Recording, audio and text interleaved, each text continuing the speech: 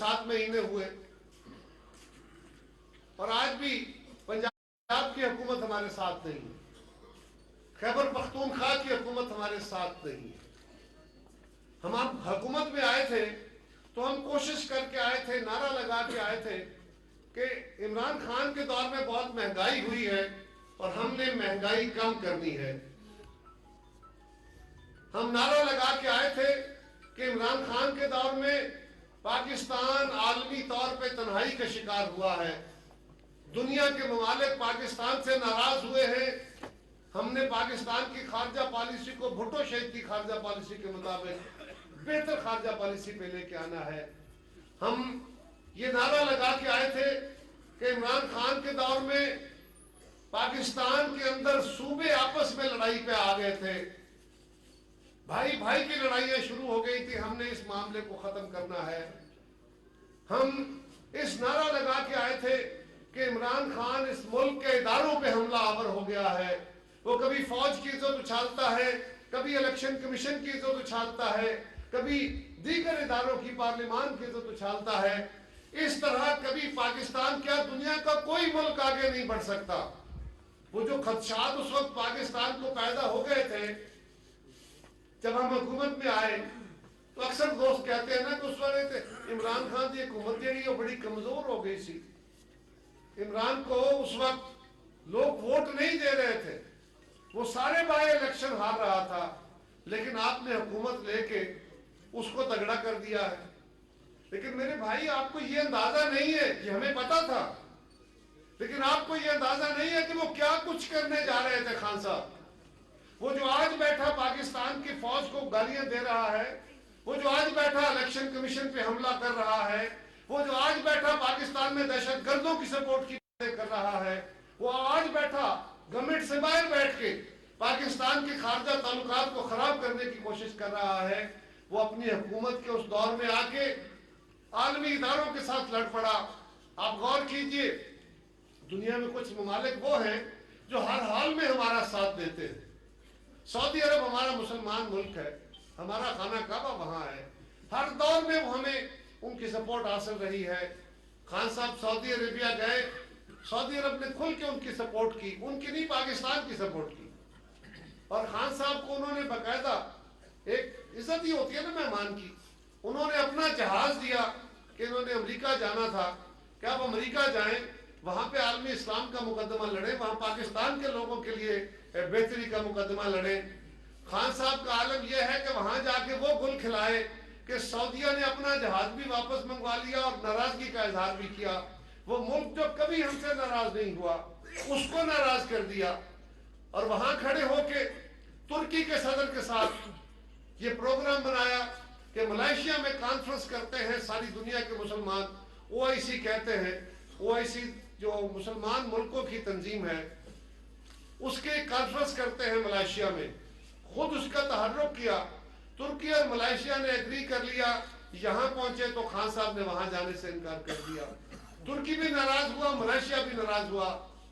China का जो हमेशा से पाकिस्तान के साथ रहा, हमेशा हर मौके पे पाकिस्तान का साथ दिया, सी पैक के जरिए पाकिस्तान में तरक्की के नए रास्ते खुल रहे थे, सड़कें बन रही थी, कारखाने बन रहे थे, इंडस्ट्रियल स्टेट्स बन रही थी, नए नए रास्ते हमारे लिए पैदा हो रहे थे, पाकिस्तान के लोगों को रोजगार मिल रहा था, पाकिस्तान में खुशहाली के रास्ते खुल रहे थे।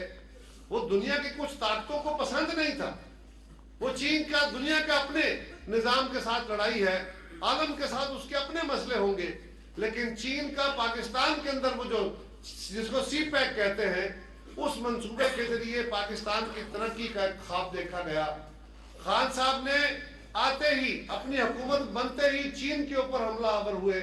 हमले से मुराद ये है कि उन्होंने सी पैक के ऊपर मुकदमे करने शुरू कर दिए, सी पैक के प्रोजेक्ट जो है डिले करने शुरू कर दिए, चाइना से आने वाली इमदाद का रास्ता रोकने बंद कर दिए, उनकी इन्वेस्टमेंट को यहाँ पे ब्लॉक किया, जिसके नतीजे में चाइना हमसे नाराज हुआ। अल्लाह हाज़िल क़यास इसी तरह यूरोप हमसे नाराज हुआ।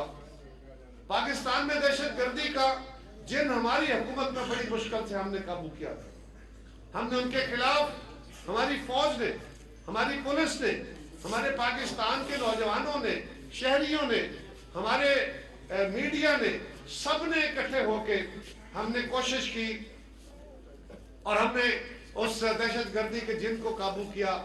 آج عمران خان صاحب یہ جب آئے تو انہوں نے ان کی حکومت کے دوران انہی دہشت گردوں کے خلاف جو دنیا پاکستان بھر میں لوگوں کے قاتل تھے، جو پشاور میں بچوں کے سکول میں بچوں کے قاتل تھے، جو ہماری فوج پہ حملے کرنے کے ذمہ دار تھے، جو پاکستان کو برباد کرنے کے لیے کوششیں کر رہے تھے، جو ہندوستان کے اشاروں پہ چل رہے تھے، ان کے لیے رستے کھولے۔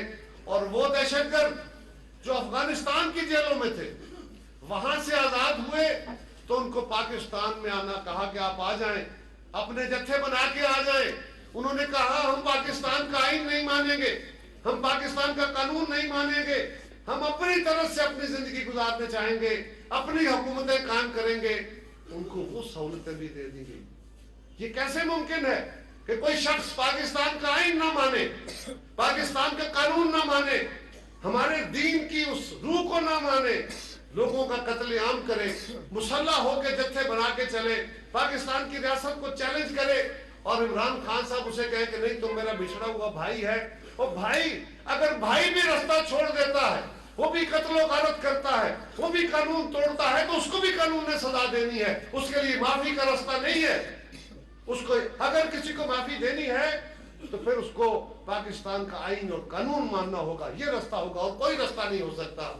عمران خان، آج تمہارے جانے کے بعد پھر پاکستان میں دہشت گردی کا جن ہے، پھر آج ہماری سپاہ پہ حملے ہو رہے ہیں، آج پھر بلوچستان پہ جو ہے حملہ آوری شروع ہو گئی۔ تو یہ حملے کو مہینے 2 مہینے میں شروع نہیں ہو جاتے، اس کے پیچھے لمبی پلاننگ کر کے ان کو جو سہولتیں ملتی ہیں، یہاں ان کے نیٹ ورک بنتے ہیں، پھر جا کے یہ کام شروع ہوتے ہیں۔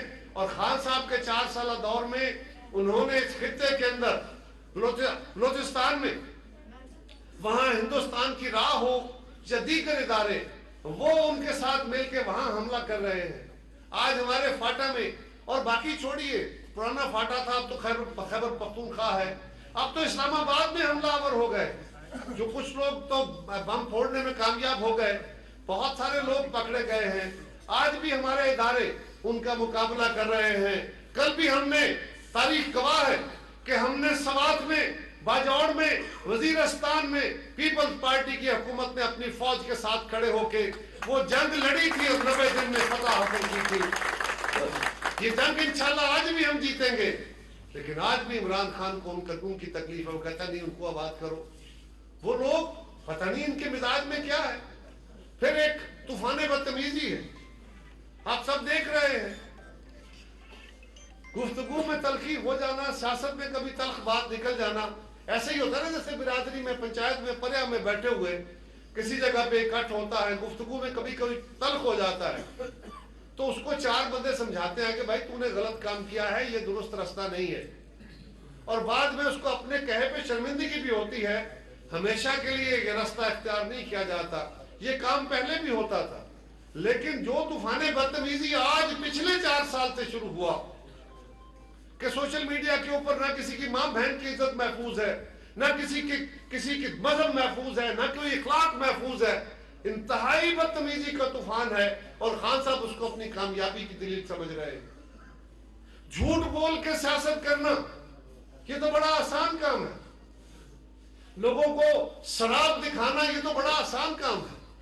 تو بھائی حقائق دکھا کے، آج اگر ملک کے حالات مشکل ہے تو ہم تو کبھی نہیں کہتے کہ ملک کے حالات اچھے ہیں۔ میں تو ہر فورم پہ کھڑے ہو کے کہتا ہوں کہ ہم مہنگائی ختم کرنے آئے تھے یا کم کرنے آئے تھے، ہمارے دور میں مہنگائی بڑھ گئی ہے، لوگ تنگ ہو گئے، یہ بات درست ہے۔ تیل مہنگا ہوا ہے، آٹا مہنگا ہوا ہے، بجلی مہنگی ہوئی ہے، گیس مہنگی ہوئی ہے، کیوں نہ کہے ایسا ہوا ہے، لیکن